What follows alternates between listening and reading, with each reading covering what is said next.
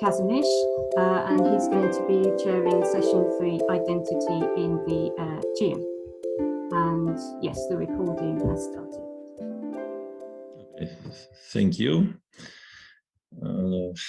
for opening the session. And our first speaker today is Jan Sienkiewicz from the University of Cambridge. For presentation, the Creuset of the Late Bronze Age, Kraters in the Southeast Aegean. Jan, the audience is yours. Okay, thank you very much for this introduction, and good morning, everyone.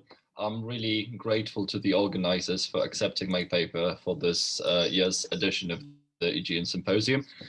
It is a shame I cannot join you directly in my home city, as I did the last time I was invited to present, but I hope to see you in person at the next conference, or hopefully sooner, given that it's now meant to be a biannual event.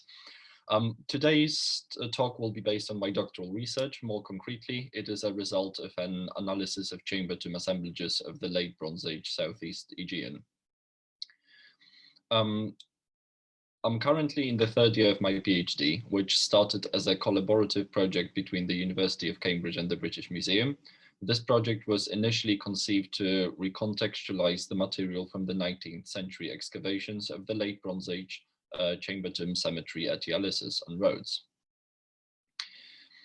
The large collection of objects from Ialysus recovered by Sir Alfred Biliotti between the years 1868 and 1872, combined with his letters that inventoried findings from each chamber he excavated, allowed me to reconstruct many of the original tomb assemblages. This has supplemented our knowledge of the cemetery, which until now derived almost exclusively from the well-documented follow-up fieldwork undertaken by the Italian archaeological expedition in the first decades of the 20th century. Ialysus is one of the largest known chamber tomb cemeteries in the late Bronze Age Aegean. It totals some 150 tombs dating from the late 15th to the 12th century BC. In ceramic terms, this is from the period when the late Helladic 2B and 3A1 pottery styles overlapped to the late Helladic 3C pottery phase. The importance of this site lies also in its nodal position, as the associated community inhabited one of the key port of calls on the maritime route between the Aegean and Eastern Mediterranean. By analyzing tomb assemblages of Ialysus and other cemeteries in the Southeast Aegean, I discovered some interesting and highly specific depositional practices and object sets. Firstly, these practices and sets have allowed me to then trace social interactions between Ialysus and other sites on Rhodes and in the wider region, essentially to map out who attended whose funeral. Secondly, recurring associations between objects in funerary assemblages made it possible to discern how these objects were used in everyday life. Not only that, but also by combining the analysis of tomb contents and architecture, we can begin to assign certain objects, their functional sets, and associated practices to distinct social groups. With this presentation, I hope to share with you my findings about one object type found in some Southeast Aegean tombs, the so-called crater. I will show how craters were included in graves of more prominent individuals and groups in their respective chamber tomb using communities, and explore the implication of this pattern. I will argue that ceramics may also act as high-value prestige objects by the virtue not of their material or provenance, but their social associations and the type of practices they were a part of and which they signified. Crater is known predominantly as an ancient Greek vase type, a large open vessel used for mixing wine with water. It is a quintessential element of the Sympozjum, and its use in banqueting is described already in the Homeric epics. This well-documented role in a practice of great cultural significance and deep history has influenced the interpretation of vessels of similar shape and presumed functionality found in the late Bronze Age contexts, so much so that these vessels were given the same name.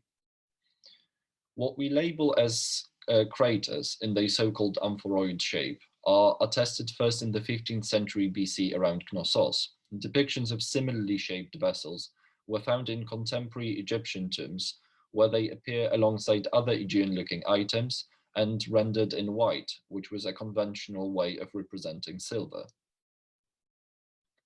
From later contexts, mostly as heirlooms, come bronze amphiroid craters, one of which, an example from the 11th century BC Cyprus, bears distinctively Neopalatial iconography. It is therefore possible to say with good degree of confidence that this shape originated in metalwork and, as such, must have had, at least initially, quite prestigious connotations. In any case, the Cretan ceramic amphiroid crater was copied by mainland, mostly Argive workshops, and began to be produced there in the early 14th century BC. Most of the productive output seems to have been directed towards export, mainly to Cypriot and Levantine markets. On Cyprus, the Aegean craters likely served the same function as locally produced large open vessels, associated with serving liquid from bowls and cups. Those local open vessels were replaced by Aegean imports in elite burials, as observed by Priscilla Keswani, based on their co-occurrence with precious metals and other high-value items. For the southern Levant, on the other hand, Philip Stockhammer has plausibly argued that Aegean craters were incorporated into local drinking practices, which featured consumption of beer through straws. The elites of this region drank wine and used metal vessels instead. The point about craters being incorporated into different drinking practices and about their possible association with particular social classes or groups brings us finally to the Southeast Aegean, the main focus of this talk. At Ialysus, late Helladic 3A2 style craters are found both in the settlement and in the cemetery. In regard to the settlement evidence, no fragments of stylistically earlier craters of Cretan manufacture have been published to date. It is currently impossible to determine if there was a local predecessor to the crater, like in the case of Cyprus. Some large stemmed bowls found in the Middle Bronze Age levels of the settlement can be interpreted as such, but it is unclear whether they continue to be produced and if they perform the same function as the later craters. The tomb assemblages present us with a much clearer picture. In the 15th century, no large open vessels were deposited in tombs. The dead were equipped with a large pyrrhiform jar, which most likely held some sort of beverage, a jug, and a kylix. Most vessels were imports from the Greek mainland. This distinct drinking set accompanied numerous burials and was clearly a reflection of drinking practices that formed around the use of imported ceramics. In the 14th century BC, several tombs featured a crater. This vessel appeared exclusively alongside the previously attested drinking set, which shows that craters were incorporated into the pre-existing drinking practices. As such, they must have also constituted the elaboration, since no functionally similar vessel was found in association with a drinking set in earlier chambers. Let us call this pottery complex an extended drinking set. The deposition of craters with the dead continued at Ialysus cemetery until the beginning of the 13th century BC. After that, burials in chamber tombs cease altogether, which can be linked to the signs of destruction and abandonment in the associated settlement, and they resume only 2 to 3 generations later in the 12th century BC. Craters at Ialysus were found mostly in larger, more labor-expensive tombs. Many of these contexts have been disturbed and looted, and the 2 craters from the Bugliotti collection that lack tomb association likely come from one of those large tombs you see on the graphs. Additionally, in 5 out of 8 cases, they co-occur with weapons, which were not a common offering type among the contemporary chambers. In 4 cases, they were also found alongside off-island materials such as carnelian, amethyst, amber, or gold. This association of craters is well illustrated by the early 13th century burial of a clearly prominent individual in tomb 53. although at Ialysus manipulation of earlier remains was reluctantly practiced, and wherever space allowed, bodies were left in situ. In this case, we see a literal swiping aside of an earlier deposition to make room for the second interment. The second person was accompanied by a crater, multiple other ceramic vessels, a bronze kalathos, a sword, and jewelry of gold, glass, semi-precious stones, and amber. Actually, the part of the Ialysus cemetery that consistently housed smaller tombs with little to no high-value items yielded no craters. To my mind, this suggests that the drinking practices represented or brought about by craters were not shared uniformly across the whole chamber tomb using community, but were specific to only some social groups. Here I use the term chamber tomb using community because my calculations show rather clearly that the Ialysus cemetery represents a fraction of the total population of its settlement, about a handful of extended families, and that is despite the relatively large number of tombs found there. The exclusive nature of crater use is also confirmed by the distribution of this vessel type on roads in the 14th century BC. Despite the fact that in this period chamber tomb burials spread across the island, and that most of our fully recorded burial assemblages date to the 14th century, craters are demonstrably found only in one other community, Pylone, on the east coast. There, tomb 1 and 3 yielded a crater each, and in both cases, this vessel formed a part of the extended drinking set. Like at Ialysus, alongside the craters, we find also jewelry of gold, glass, carnelian, and other semi-precious stones, as well as weapons, a spearhead in tomb 1, and a sword and a spearhead in tomb 3. This is particularly important, since no other documented contemporary chamber tomb assemblage outside of Ialysus contained weapons. The link between weaponry and drinking practices involving craters seems to be beyond question here. Additionally, both tombs can be considered large for Rhodian standards, with chamber floor area exceeding 7 square meters. For Rhodes, we see that groups that chose to represent in burial drinking practices associated with craters also emphasized their affluence through the construction of larger, more imposing chambers and through deposition of high value and off-island objects. Moreover, they also conveyed some form of warrior ethos by equipping the dead with weapons. In other words, different elements of material culture were combined to create a particular image of the deceased, communal drinking represented by the extended drinking set, wealth represented by the tomb and high-value offerings, and warriorhood represented by weapons.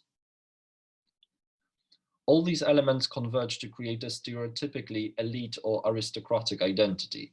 Whether this was a biographical fact about the status of those groups in their respective communities, or whether it was mostly aspirational, does not matter that much, in my opinion. In the context of this talk, what is important is that craters were clearly a part of some material prestige vocabulary. But was it only the case on Rhodes? Let us now look at the other prominent island of the Dodecanese, Kos, which housed the second largest documented chamber tomb cemetery in the region, Eleona Langeda. Burial chambers at this site were smaller than Ialysus, and a number of them may have been pit graves. The dead received fewer and generally less impressive offerings. It is notable that no crater was found at Eleona Langeda. One of the 2 burial contexts from Kos that yielded this vessel, however, is the tallest tomb at Georgagas. There, a crater was found alongside a dagger, arrowheads, and gold jewelry, as well as vessels for holding and serving liquid. So once again, we see a combination of an architecturally imposing tomb, wealth, and weaponry. Another tomb, Aya Paraskevi, has been unfortunately ruined and disturbed, so cannot serve to either confirm or challenge this pattern. Lastly, we'll look at Karpathos. On this island, there was apparently only one actual cemetery, Makeli, located, like with Ialysus and Eleona Langeda, next to a contemporary harbor settlement. 2 full tomb assemblages for Makeli are known. Both featured craters, together with pyrrhiform jars, jugs, kyllikes, and other drinking vessels, and some other pottery types. Several craters from Tomb 1 are of late Minoan 3A1 style, and therefore earlier than any other documented crater on Rhodes and the Southeast Aegean more broadly. It is very much possible that the practice of using craters in formalized drinking came to Rhodes from Crete via Carpathos, but this is a topic for another talk. To return to the associations of craters in funerary assemblages, again, in both Makeli chambers, we also find weapons, 2 swords and 2 spearheads at Tomb 1, and 1 spearhead in Tomb 2. The third context that yielded craters, an isolated tomb found at Archaic, did not contain any other finds than ceramics. What is noteworthy, however, is the size of its chamber, exceeding 7 square meters, which puts it among the larger tombs of this region. It is now time to return from this brief journey of the late Bronze Age Southeast Aegean and come back to the present and to the title of this presentation. Le Creuset, which features in the title, is a premium French cookware manufacturer best known for its colorfully enameled cast iron casseroles. These casseroles combine in themselves both functionality and aesthetics, which makes them not only very practical for cooking, but also allows for using them as elegant serving vessels. Can it be replaced by pans, saucers, or glass casseroles? It can. But the use of a single cooking pot, where otherwise several would be needed, changes the very practice of cooking, introduces new habits, and allows for more efficient preparation of more complex dishes. However, it is not merely about the functionality. It is also about its social context of use, the association with French cuisine that the brand name evokes, and the price, which also defines who uses it and in turn reinforces its premium status. I find the Le Creuset casseroles as good analogy to think with when approaching the interpretation of craters in the Southeast Aegean. In the 14th century BC, other large imported vessels like pyrrhiform jars were more widespread in Rhodian tombs than craters. Conversely, the opposite pattern is seen in the contemporary Cyprus. Big Aegean pyrrhiform jars are relatively rare in comparison to craters of mainland Greek and Cretan production. It is clearly not only about the material and cost, it is also about cultural choices that guided the acquisition and use of certain objects. For instance, any Le Creuset casserole costs at most as much as a good set of headphones plus a pair of designer sneakers, but it symbolizes a different activity with different class connotations, and as such, continues to be a marker of a different type of identity. In the case of the late Bronze Age Southeast Aegean, we saw how craters seem to have been deposited in burial predominantly by social groups of relative affluence, groups which also laid claim to some form of warrior identity. I would argue that this evidence points towards the incorporation into a typical set of attributes and activities that define the so-called elites, namely formalized drinking practices and fighting or hunting. Moreover, the use of imported craters would also bring those local elites into an expanding network of cultural affiliations with other cosmopolitan groups who engaged in similar practices. In fact, my forthcoming paper on the relations between Rhodes and Cyprus in the late Bronze Age argues that this is indeed the case. I hope that with this talk, I have demonstrated how by combining contextual and comparative approaches, we can gain quite exciting insights into the cultural practices and values of prehistoric societies, and even begin to sketch out the profile of particular social groups which made themselves visible in the archaeological record through their conspicuous burial customs. Lastly, this presentation, just like my whole PhD research, has been made possible by the sponsorship of Arts and Humanities Research Council and not of Le Creuset. Just felt I need to clarify this. Thank you. Thank you very much for this interesting insight into elites' practices and symbols, and for keeping with time. So now it's time for Meagan Mangum, the archaic identity and Bronze Age Antecedents, case study Oisyme.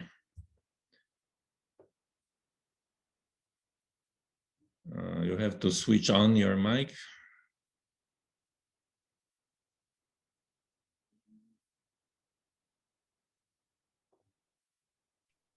Okay.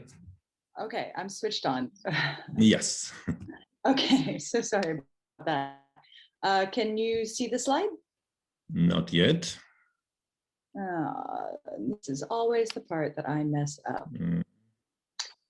Forgive The me. yellow button at the bottom of your screen. Yellow button. Share screen at the bottom. There we go, the button. It's green, actually. Green, sorry. It's okay. So all right, the green button, and let's see if this will work now. Yes. Hello. Okay, we see your screen now. There we go. And How's now this? it's presentation. Okay, very good. Excellent. Okay. Thank you so much to the organizers and the participants and the other presenters. My name is Meagan Mangum, and as was said, I will be presenting a sort of case study of a site called Oisyme. This is based on my doctoral research under the auspices of Dr. Antecedents, who I'm very grateful to, and the Archaeological Museum of Kavala and Ephorate Antiquities for Eastern Macedonia and Thrace. Oisyme was a nominally Greek colonial settlement in the North Aegean. This presentation focuses on how the sort of physical and fictional Bronze Age past, sorry, if I went without me, Bronze Age past was perceived, received, and deployed by Greek and Thracian populations. To do this presentation, I'll use sort of a diachronic approach that builds on late Bronze Age and early Iron Age patterns and practices in Aegean Thrace, and the ways in which the sort of the concept of Homeric Troy was utilized to form a coherent identity for the Oisymians of deep soiled Thrace. The history of Oisyme that's usually encountered is primarily informed by reference to Thassos, and as its function as the metropolis or mother city for a number of sites in the mainland known as the Thracian Perea. A very quick version of the story is that Thassos was founded by the Cycladic island of Paros in 675 and 650 BC, and from there they branched out, first establishing two settlements at the mainland at Neapolis in Oisyme by circa 650, just after 650 BC, and then they rapidly established a network of apokia and in between the Strymon and Nestos rivers, namely Glepsos, Pisidos, Apollonia, Antisara, and Kontisma, and Strymi being the only one east of the Nestos river. Oisyme was one of hundreds of settlements identified as Greek colonies. It's number 79 in this figure. The vast majority of these sites do show evidence of occupation prior to the Archaic colonial movement, so we shouldn't view them as blank slates, but as inhabited and existing within complex social systems.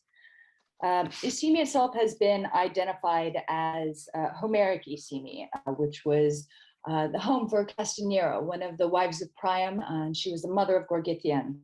We don't have a specific name for or tribe for the people or of the settlement, just the sort of the vague appellation Thracian, but it was located in a territory that's roughly associated with the Adones or Adonians, or possibly with the Chiarians who resided in the valley between Mount Cymbalon and Mount Meagan, as you can see on the screen. The pre-Greek name for Thassos reported as Adoni or Adonis, which may lend weight to the identification of Oisyme or Oisyme with Adonian region. Clear evidence for Greek settlement and Greek institutions in the Archaic are provided by the construction of a Greek-style temple and necropolis that date to the late 7th century BC.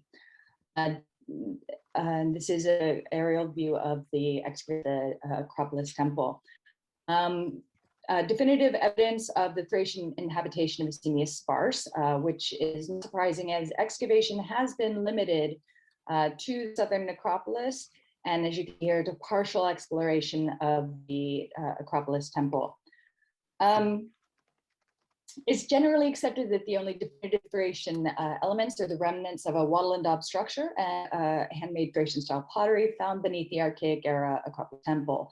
These are identified as early Iron Age, which in the case of Aegean Thrace can be very broad, sometimes from the 12th to 7th centuries BC or beyond in the interior.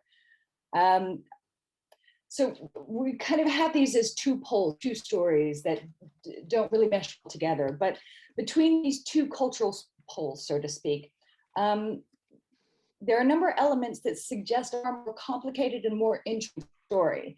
And this is where long connections, both locally and with the wider Aegean, come into play.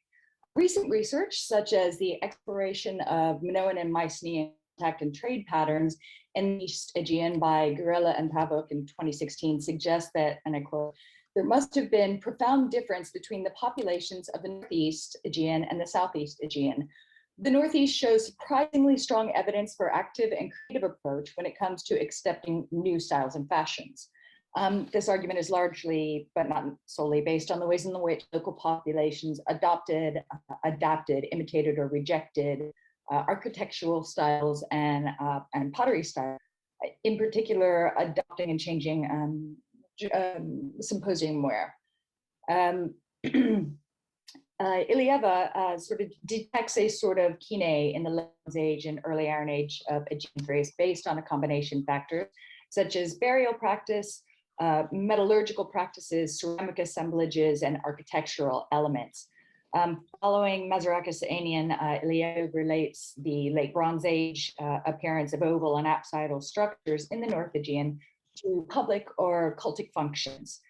They also both posit that the early Bronze Age appearance of these structures could have been an entity and been brought down to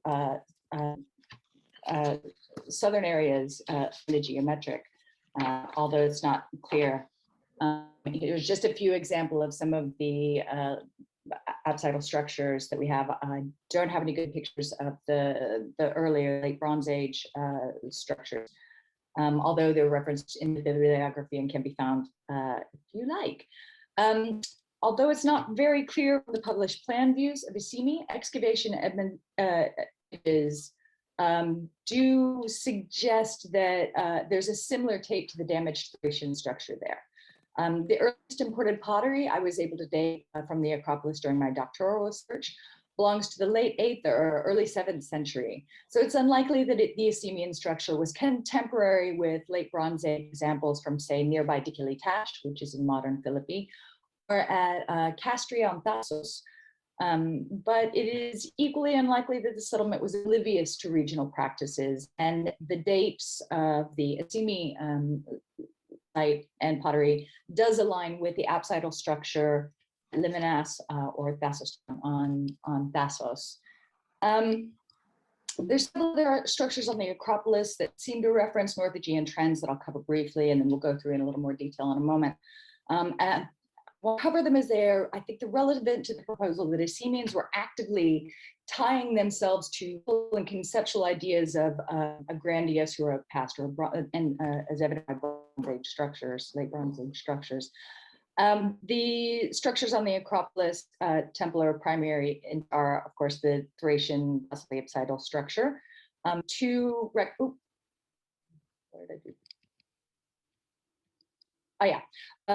rectangular structures and a circular stone installation and bothros or rock cut pit.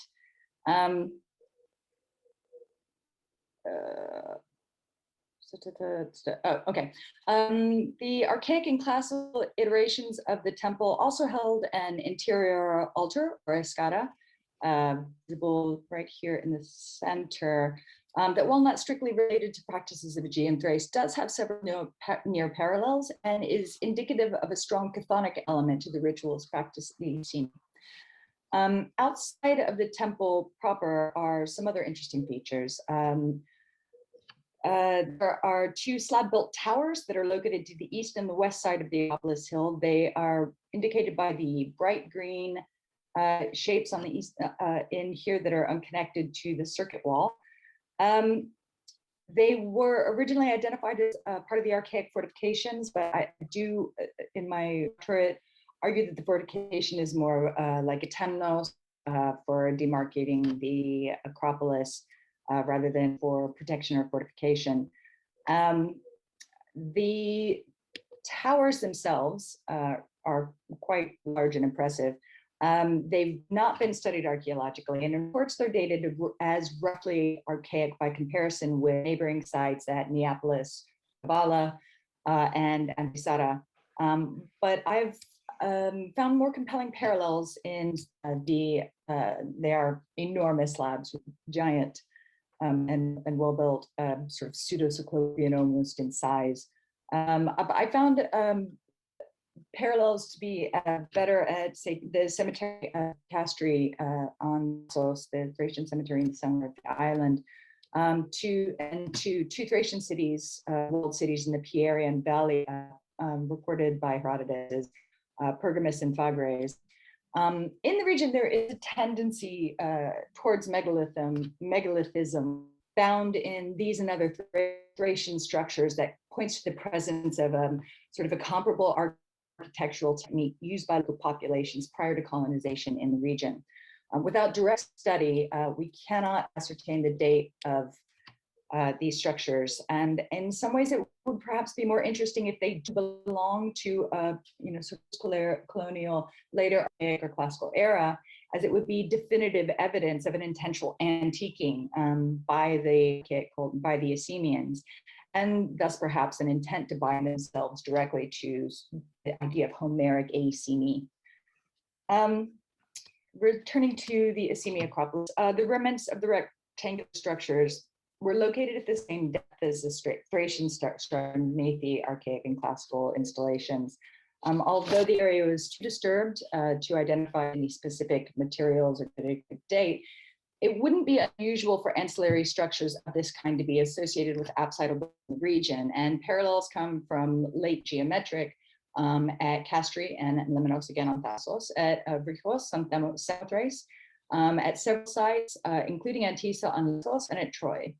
Now, apsidal ritual structures associated with late Bronze Age cemeteries and sites are known throughout Proto and geometric Greece and are reported from many Western Anatolian states, but the ones that I listed just a moment ago are specifically dated by G23 ware.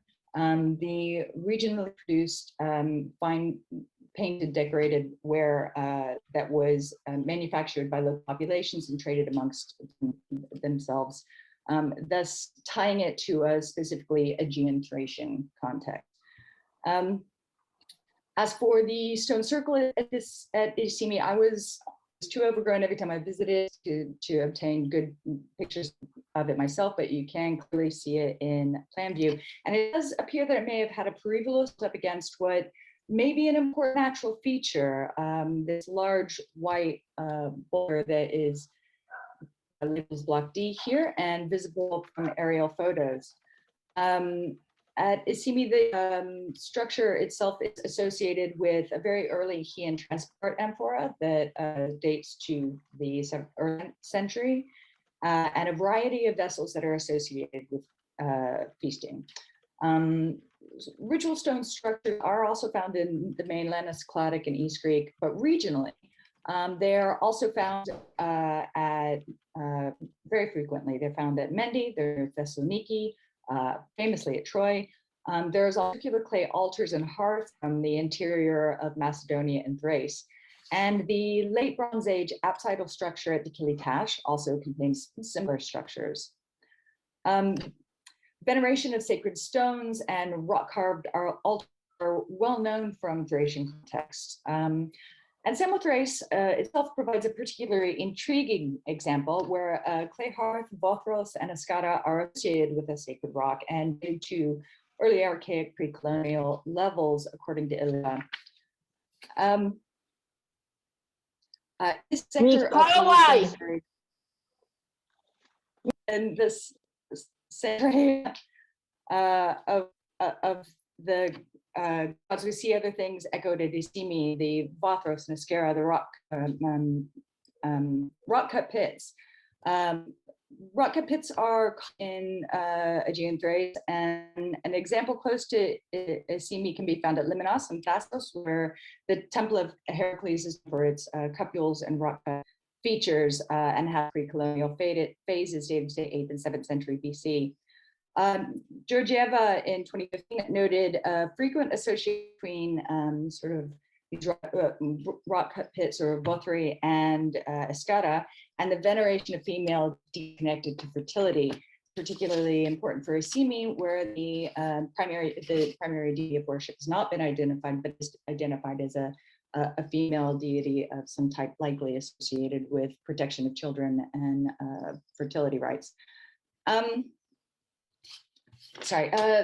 So at Troy, we have a societal structure at the place of burning, which is not pictured here, but is nearby. And in the Western Sanctuary, the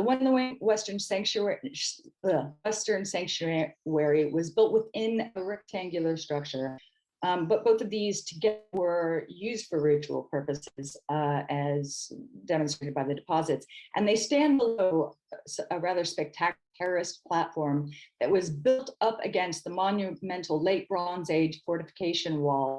And it contains 28 of these stone circles. It was excavated by Meagan. Ash covered, and again dated by G23, but they also had greyware, bird bowls, some other things with them. Aslan sees the installation of this geometric cult infrastructure as focused on establishing or demonstrating the antiquity of the culture of the settlement.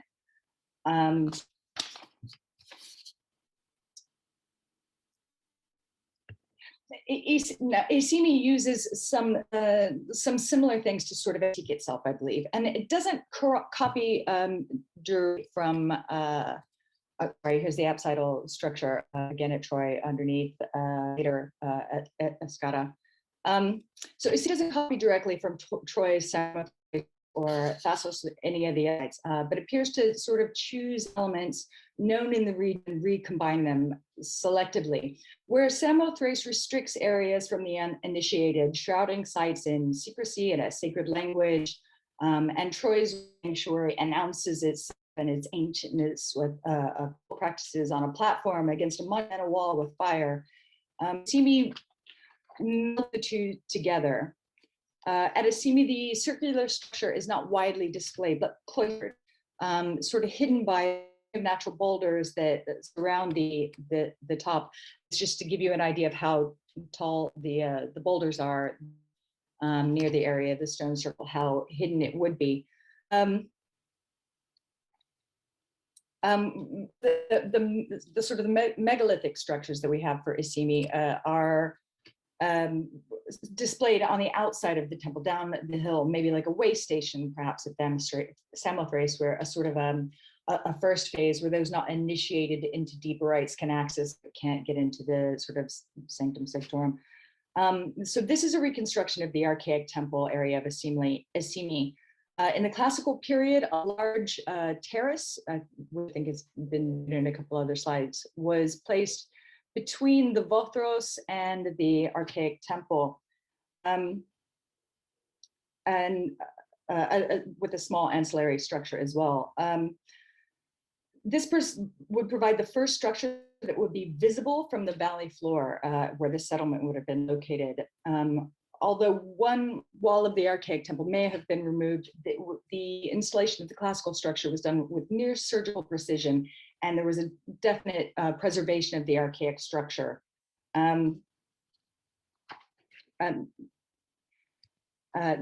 This, like the preservation and continued use of the slab-built section of the temenos, fortification walls and towers, to be sort of a pattern at Oisyme. Preservation of such structures is important to them. Even when Escada is rebuilt in the classical area, the earlier archaic sector of it was maintained. It was just built around. And this is very interesting when you think about the passage into the temple. So access to the temple passes through sort of circuitous route that winds through natural terraces on the east side of the hill, past the East Tower. So this is from Lower Natural Terrace. You can see the East Tower and an Upper Natural Terrace area, what I kind of mentioned below. Excuse me, 2 minutes, 2 minutes left. Oh, okay, sorry, thank you. And this could be viewed from the valley below. Passing through this, you would reach the Acropolis, or some of the tops of the Nacordar boulders, which are situated above, again, another section of this vacation wall into the temple itself. So taken all together, looking at all of these different pieces put together, what we can see and viewed today, then rather through the lens of sort of colonization, we can see the remnant architectural history of Oisyme when embedded in a landscape and sort of contextualized by these local and regional histories and practices. This architecture is communicating as complex semiotics, one that I believe can't be understood outside of the late Bronze Age and early Iron Age structures, such as those at Kilitas, Dassos, Samothrace, alike. This makes the receptor epic and incorporation of its ideas into Greek culture a sort of nexus around which this new identity, this polis identity of Oisymians, could be built by both the Thracian and Greek populations. And debates over when, Troy, we know it was first linked with definitively to the epics continue, but certainly by the end of the 7th century, there are indications of. As McSweeney writes in 2018, the myth of Troy was widely known by the start of the Archaic period, acting as a common cultural reference point for communities of Greeks, to which I would conjecture that also these communities of Aegean Thrace would use. Sweeney continues to illustrate the ways in which the modeled their values on the heroes of the Iliad, which, at least in the Archaic, included the Trojan foe. Thus, when the first Greek architecture and organization forms appeared at Oisyme in the late 7th century, Troy was the Troy, and could be utilized for a manufactured effort at antiquing or genuine relics, the minor architecture there. It was used by both inhabitants as a focal point around which to unite deep cultural connections. The architecture reveals the Oisymians as dynamic people, acquiring and deploying symbol-laden objects in a way that reflected their engagement with ideas that flowed through the Perea, the Mycenaean, and the wider Mediterranean. Thank you.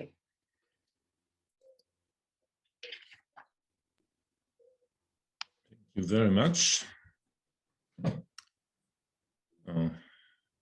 Wait for you. Okay, thank you so much. It will be interesting to see this community between the Aegean, Balkans, Anatolia, and between late Bronze Age and the Iron Age.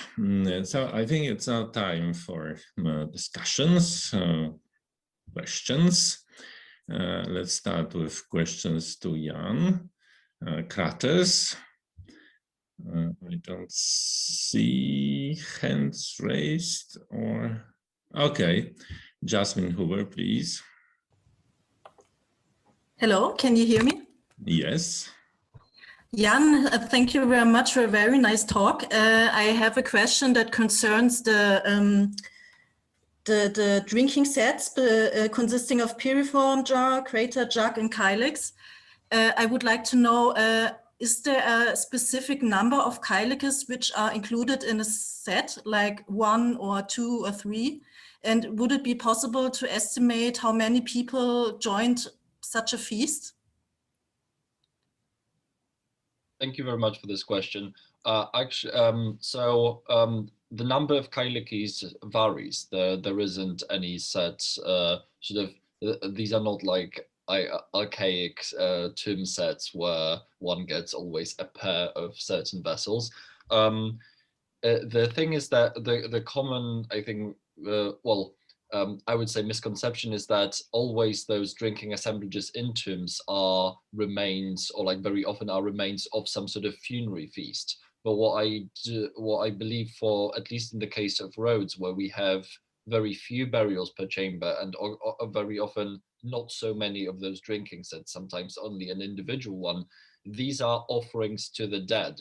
So these items are there to equip the deceased with items that they would be able to take then into the afterworld, or whatever the beliefs were. And one of the examples of that is in the tombs of Pylone, the large piriform jars that probably held some sort of liquid to be then poured into the crater were wrapped with cloth, which indicates that they were actually contained some sort of substances. And so it would be hard to imagine a funerary feast that doesn't use wine, because that, or whatever substance it was, because it's put in the grave containing some sort of substance, it's more likely to serve the dead rather than be a part of some sort of funerary event before. I hope that answers the question.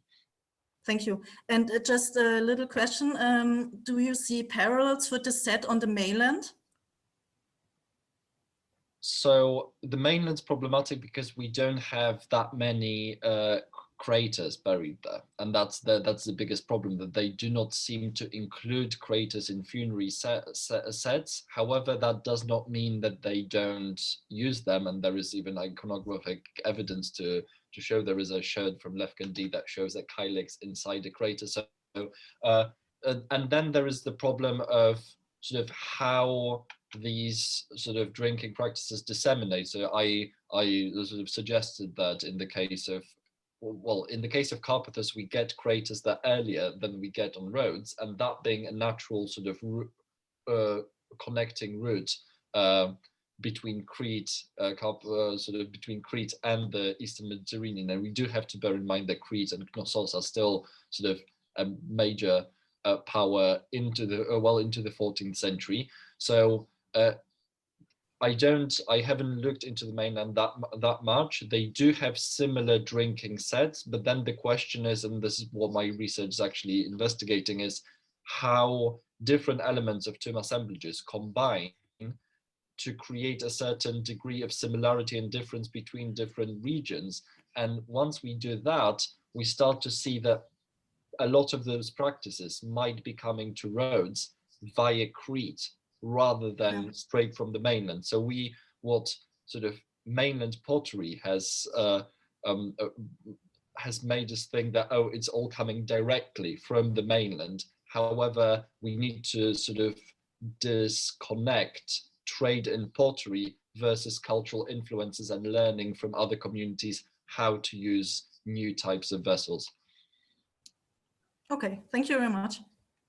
Thank you for your question and answers.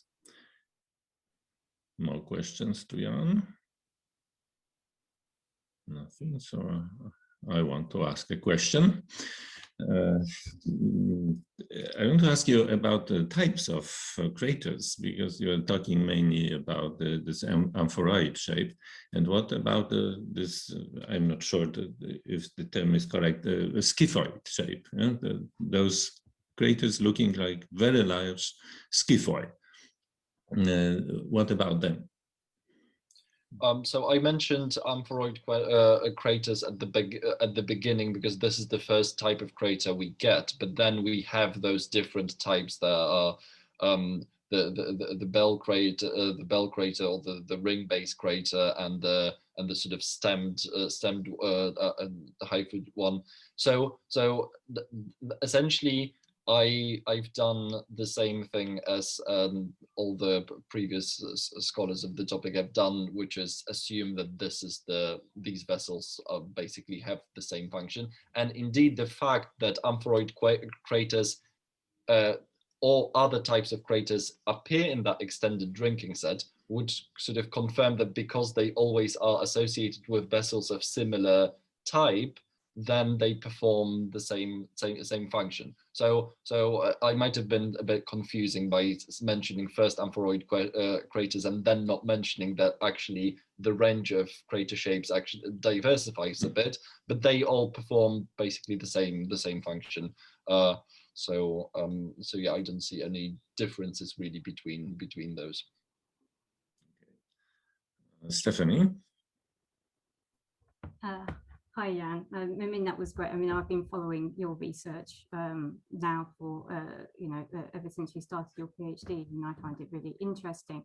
What I wanted to ask you about is how you think this idea of the feast is going on in the living community. So are we talking about perhaps ones which are like an internal family affair, and that's why you only get the Kraters turning up in these particular chamber tombs because those are the families that are able to participate? Or are they wider feasts, and some people, maybe they do use Kraters, but they're unable to deposit them because their Krater is just too valuable, so they're unable to make that marker? Or you know, how many people end up getting involved in this social practice, perhaps with different roles?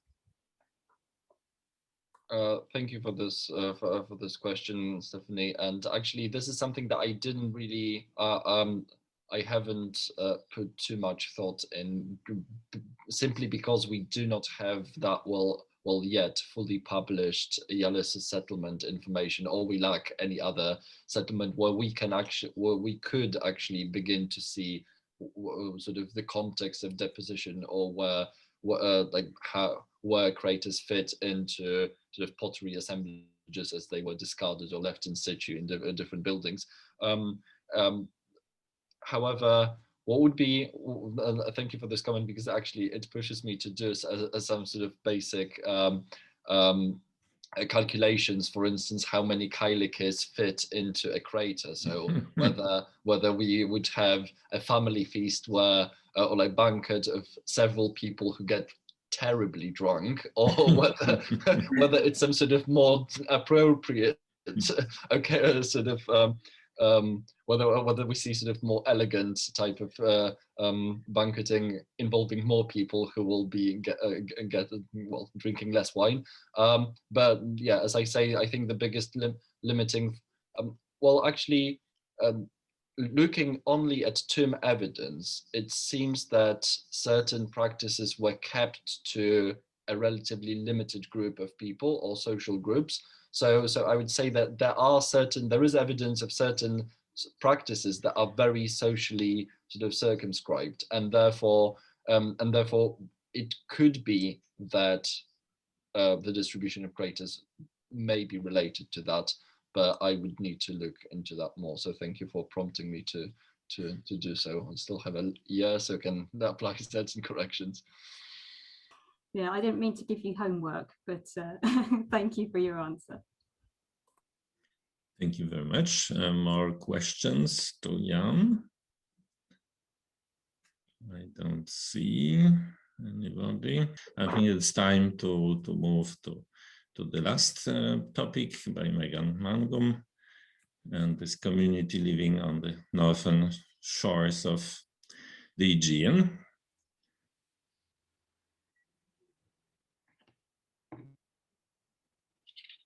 Okay.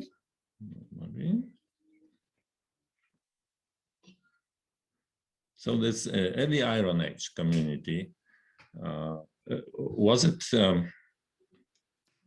something different, not like in, I don't know, in Beotia or even Thessaly, but something like a mixture of original inhabitants of this area in the late Bronze Age and effect of movements, people movements during this period between LBA and Iron Age?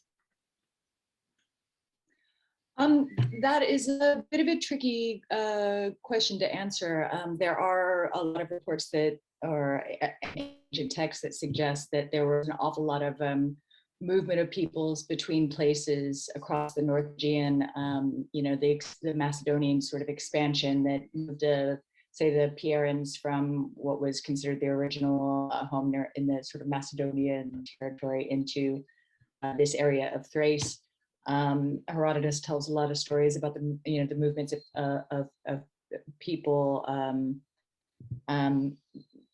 across the region being forcefully expelled, and then later using that as complaints to Xerxes or whomever to please let us invade our old territory back, to these sort of things. But how reliable they are is difficult to say. Archaeologically, I would say that there's not a massive enough distinction between the various Aegean Thracian settlements to see that particularly clearly.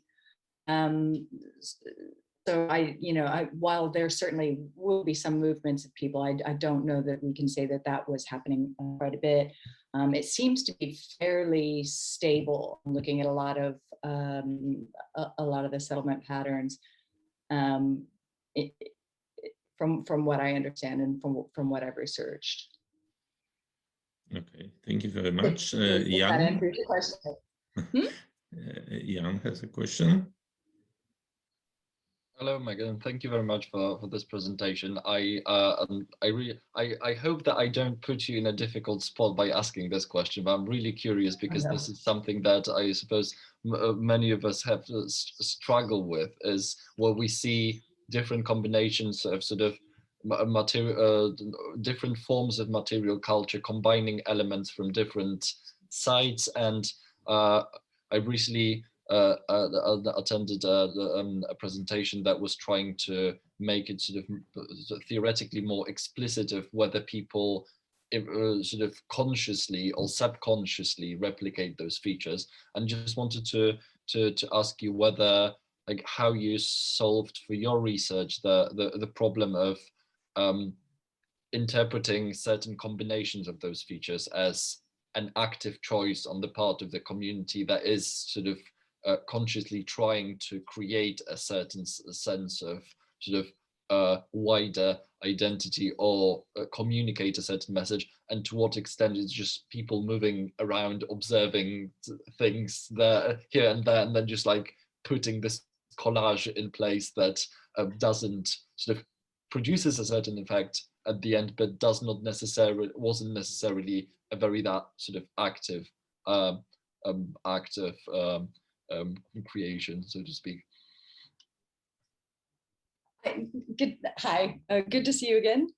Yeah, no, I understand what you're saying. I think part of the difficulty is that even these subconscious choices do communicate a message, right? So that does indicate like who you're in contact with, and sort of like what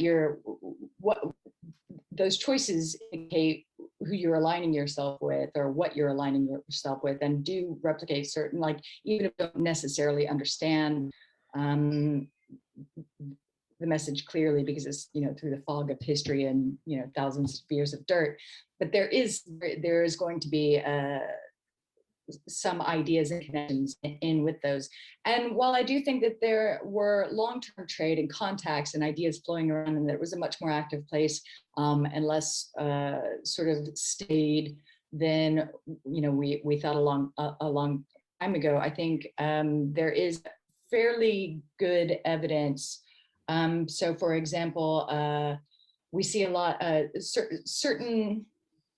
So at Troy or in the Thermaic Gulf, where you have certain Mycenaean vessels being imitated using local pottery, local potters imitating specific styles and specific shapes. So they're choosing these specific shapes to incorporate, because they're manufacturing mass manufacturing them. So that reflects the local populace. They said, okay, we're going to take this thing, we like this thing, and we're going to incorporate that into our actions.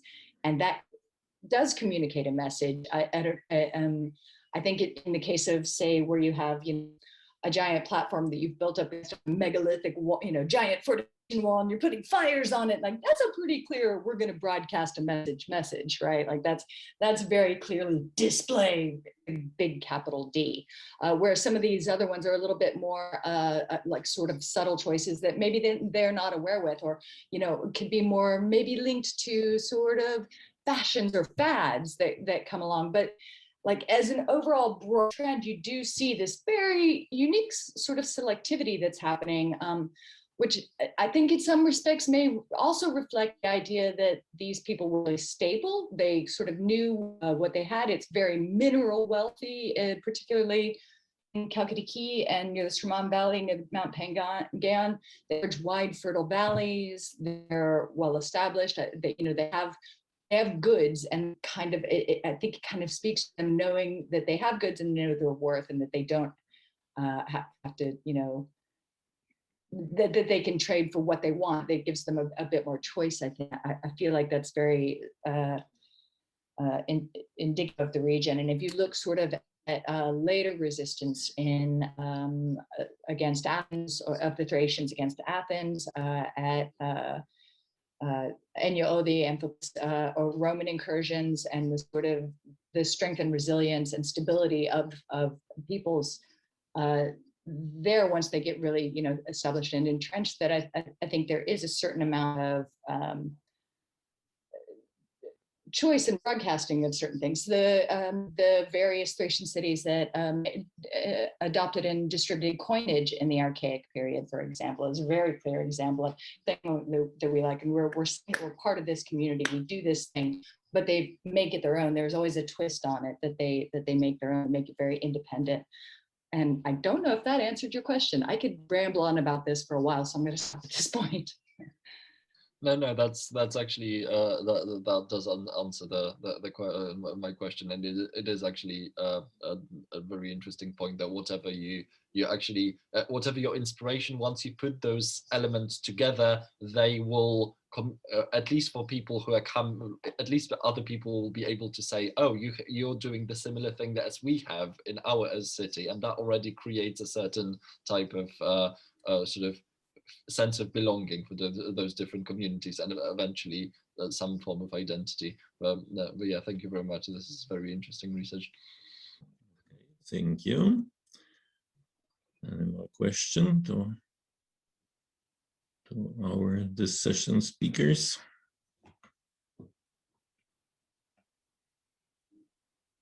I think no questions, so it's time for Stephanie for final remarks.